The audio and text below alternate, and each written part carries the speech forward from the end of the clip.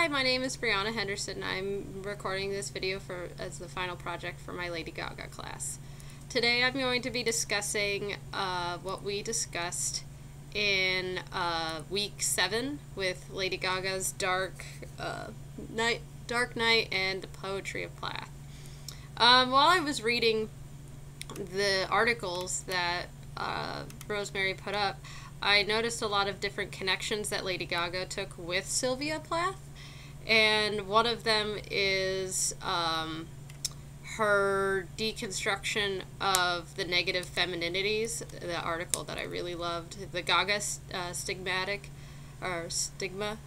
And Gaga, in her Bury the Night video, the one that she put on MTV before where she's going into the hospital, I really like how she captured that whole different side of how women are portrayed in society, especially during Sylvia Plath's time in the 40s and 50s, when being a good housewife was extremely important towards society and how that affected women.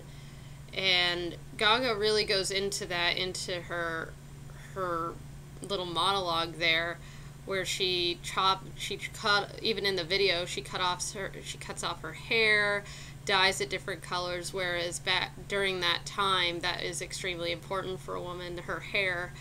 And even today, like when Britney Spears shaved off her head, that was a huge deal for a lot of women because that's important to them. Our hair is extremely important, so there's been probably times every woman's wanted to do that. And when she goes into the asylum, Sylvia Plath even talks about in her poetry, I believe it's The Edge, where she talks about this. It kind of goes into her own inner monologue with herself about how she is there. When her husband died, when her husband left her for another woman, that was a huge deal for Sylvia back in the day because she feels like she has failed as a woman because she could not keep a successful marriage. So for her, this was a huge deal. And Gaga even puts that into her video as being a failed woman because she couldn't reach these expectations that society places on her. And even Sylvia goes into that too.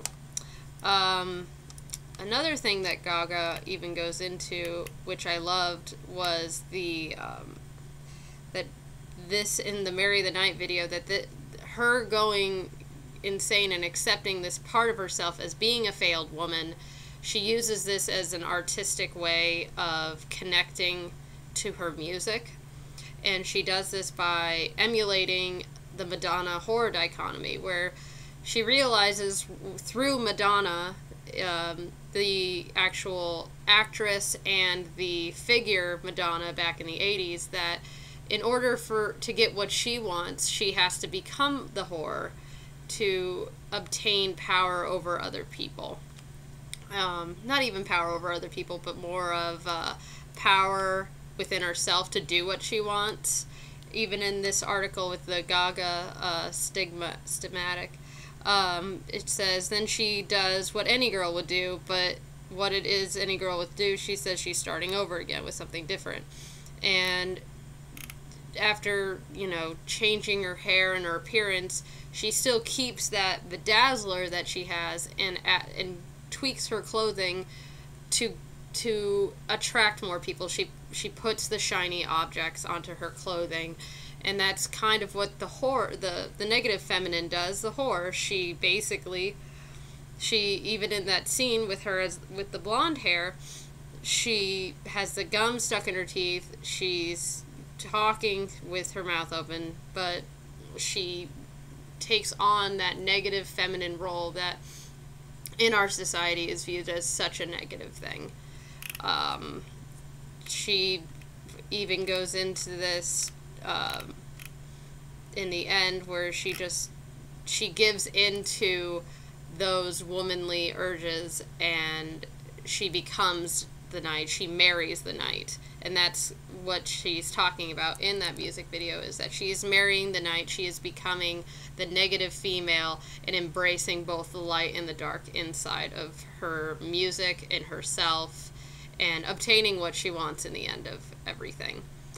So that is my analysis of the Gaga female